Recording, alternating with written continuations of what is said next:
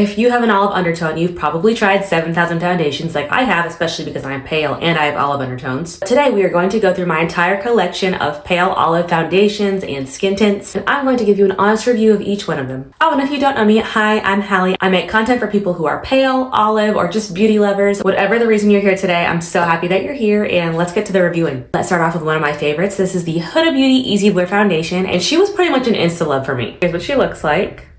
Lots of pros for her. Absolutely love the fair shade range, and the shade Angel Food is really good as a good yellow undertone and works really well for me as a pale warm olive, but she's not super yellow. Really full coverage, but it's a really thin formula. I really don't need to use a lot of her. I use a very thin coat when I put her on. The only downsides I have are, for one, she kind of smells like paint a little bit, and the other one is that she's super matte. So even though I have oily combo skin, I definitely have to use a hydrating primer underneath her, or she can look a little clingy. But when I'm hydrated properly, she looks so gorgeous, so airbrushed. Absolutely love her. Next on the chopping block is the Estee Lauder Double Wear Foundation. I haven't met a lot of people who don't love this foundation because it is incredible. And by the way, I wear the shade ON1 Alabaster. It's their lightest shade, I'm pretty sure. For one, she's super fair. One of the fairest foundations I've ever tried. I'd actually consider her a little bit too light for me, but I love adding a little bit of another foundation into it. Formula itself is very matte, and I personally like that. But again, typically need a hydrating primer underneath her to make her work well. But she is the most long-lasting foundation I've ever tried, and I really love her for that. I wouldn't say she's exactly an olive foundation, but she is very neutral, and I like that about her. Only real issue I have with her is that this is the packaging.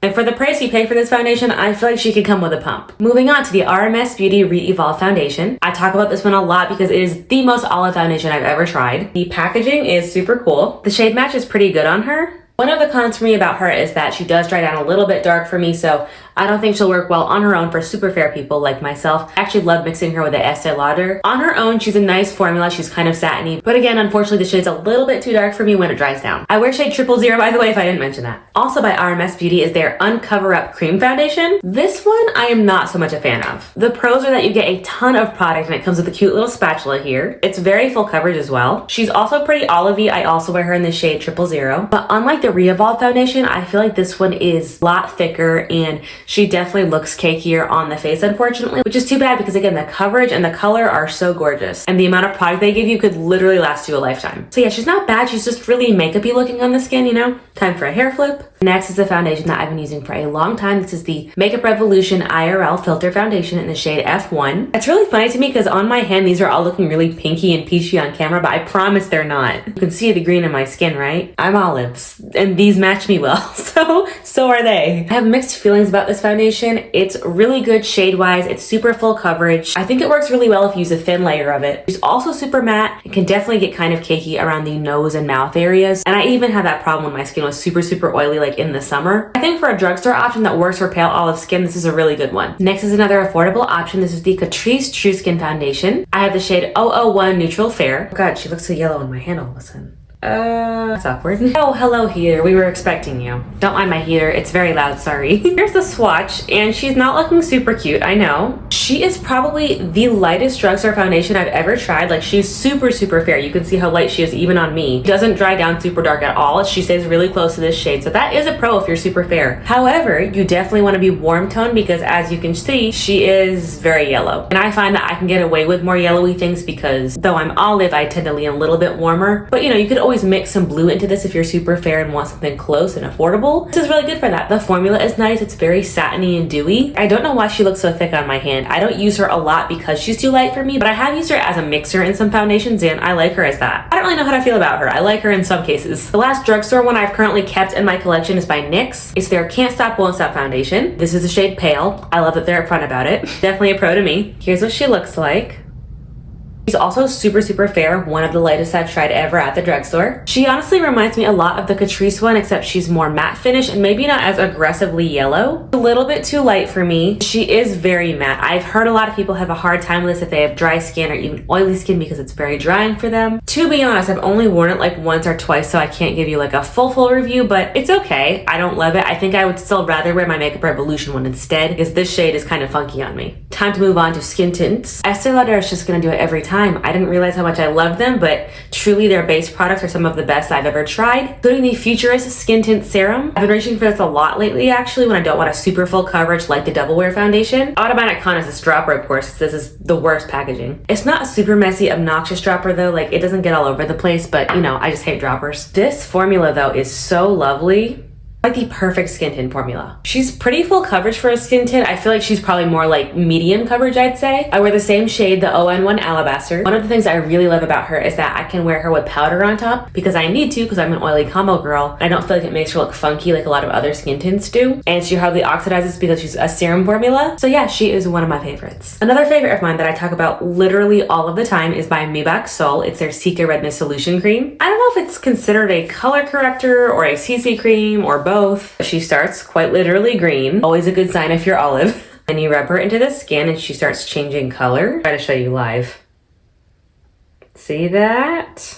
So that's what she looks like when I freshly rubbed her in. Honestly, she's one of the most perfect matches I think I've ever had. Sadly, one of her biggest cons is that she does dry down and she's like half a shade to a shade too dark for me. So unfortunately, I do have to mix a little bit of white into her and she looks perfect then, but I hate that I have to do that for like a CC cream. That is truly her only con though. Honestly, this formula is everything. She is color correcting. She's very smoothing. Even though it's like a CC cream, I feel like she gives the coverage of like a medium to full foundation. She looks very olive because she's literally green to start with. My skin, okay. Like my skin and my makeup always looks so good whenever I wear this. She's actually one of my favorite products ever. Actually forgot I had this one. She's actually a little bit dusty as you can see. This is by Colorescience. It's their Sunforgettable Total Protection Face Shield Flex. This is in the shade Fair, by the way. I think it's technically considered a tinted SPF, but if I recall, she's pretty full coverage. A good sign always for the pale girlies is that she starts white. Then we do some magic. That's what she looks like before she dries down. I feel like she gets like quarter of a shade too dark for me by the end of the day. Like she definitely oxidizes a little bit. She's a really close match.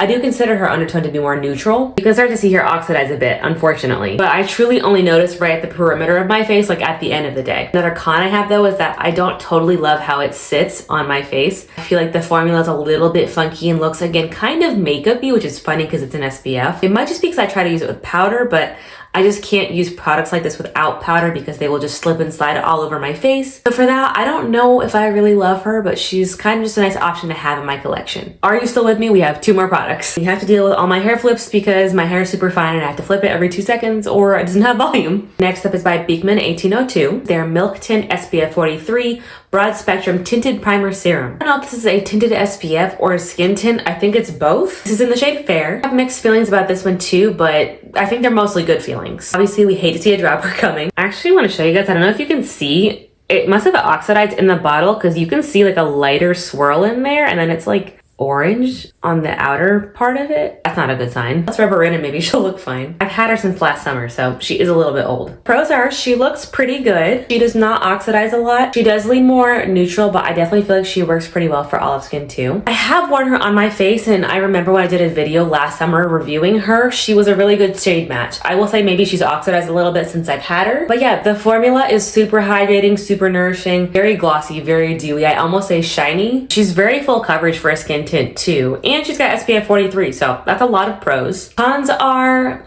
I just have this thing I think against skin tints or SPFs because for my oily combo skin, I just feel like I have to put powder somewhere or else they really just slip and slide all over my face and they get weird and like bunched up in places like around my mouth and my nose. Not cakey because they don't like dry down matte, but just, do you know what I mean? It like gathers and creases and settles. If I don't use powder, I just simply can't use it. But then if I do use powder, it looks cakey. I feel like I definitely have that problem with this one, so it's kind of unfortunate because it's a really cool product. And last but not least is by Anastasia Beverly Hills. It's their Beauty Balm Serum Boosted Skin Tint. I really like that she comes in this little twist-up packaging in a stick form. She's definitely the lightest coverage out of anything I have in my collection, even the skin tints, but she is really pretty for natural days. I like that I can actually get away with either shade 1 or 2. This is shade 1, by the way. And she really does feel like a balm on the skin, which is nice. I feel like if I do too much of her, she can feel kind of greasy almost. I don't feel like she settles a lot, so that's really cool for a skin tint. One con I have with her is, again, like most skin tints, I don't think she looks fantastic with powder, but if I keep the powder pretty minimal and just where I need it, I feel like she still looks nice and glowy and does what she needs to do. It's really good for like a no makeup day or like a very low makeup day. If you have dry skin, I think you'll like this a lot. And we did it. That's my whole collection. It's not super big, but it's more product than I can certainly ever go through in a lifetime. Thank you to all the brands who have sent me some of these products as PR. This is 100% my honest opinion of these products, though, I promise. I would love to know any of your favorite olive skin tints or foundations or tinted SPF even. So let me know in the comments. And don't forget to like and subscribe if you want more pale olive or pale olive content. Thank you so much for watching. Bye!